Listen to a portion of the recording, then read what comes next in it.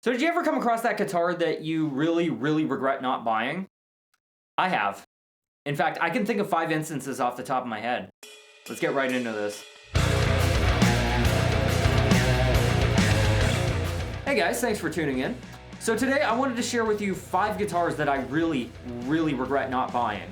Now, I had my reasons at the time not to buy them, and a lot of the times they were very valid. But looking back on it, I realized that maybe I made a stupid decision not buying these. So without further ado, let's get right into it. So number 1 is the Epiphone Les Paul Florentine. I came across one in my local Long McQuaid about a year ago. Now, Les Pauls have always been very hit or miss with me, but this one actually sounded amazing. It felt amazing.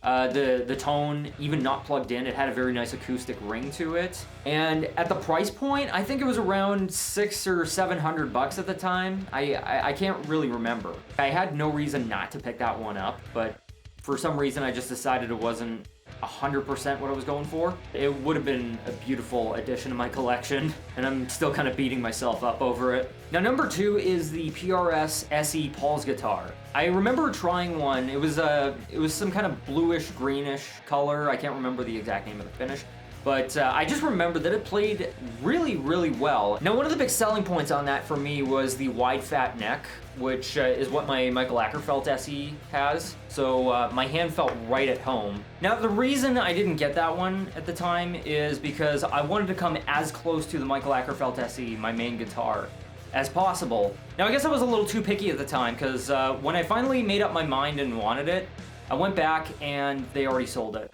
So yeah, sometimes it can really hurt you to be a little too picky. Now, number 3 is a little outside my price range, but I think it's worth mentioning. The Ernie Ball Music Man Armada.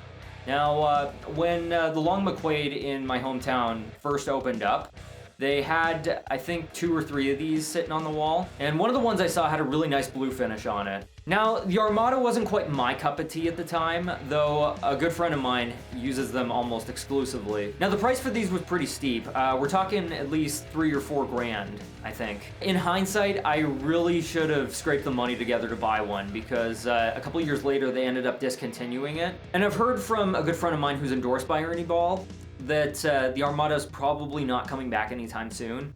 So I really missed my opportunity to get one. Now, for number 4, we're moving back to something a little more affordable with the Schecter Omen Extreme with a Floyd Rose.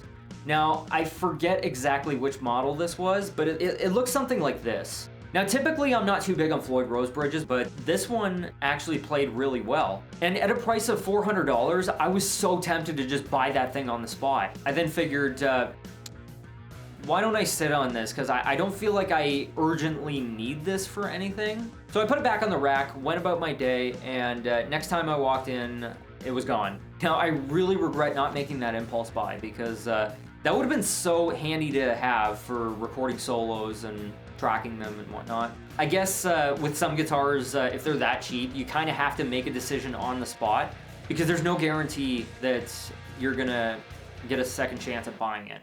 Now, number 5 was the one that got away. This was the guitar that I really regret not buying. This was an Ibanez ARZ. I don't know exactly which model it was. Now, remember when I said earlier that I wanted to find something as close to my main guitar as possible? Well, this one was actually really damn close. This thing was a 24 fret single cut with a scale length very similar to my main PRS. So I was really, really tempted to pick this one up, and looking back, I really should have, because it was about $700 or $800. I was honestly strongly considering this one. I stupidly left the store without it, and I sat on it for a little while. About a day or 2 later, I went back in there, and it was gone. I looked on the shelf, saw it wasn't there, and I was like, no! So yeah, this was another instance where I was stupidly picky about my options. And I guess sometimes you just have to make compromises here and there. And again, you really have to decide on the spot if that's what you're going for, if you really, really like it, because there's no guarantee that you're gonna stumble across that again. So there you have it. Those are the 5 guitars that I really regret not buying. Now, can you think of a guitar that you should have picked up but didn't? Let me know in the comment section below, and be sure to like and subscribe, and be sure to hit that notification bell too. Until next time, I'll see you soon.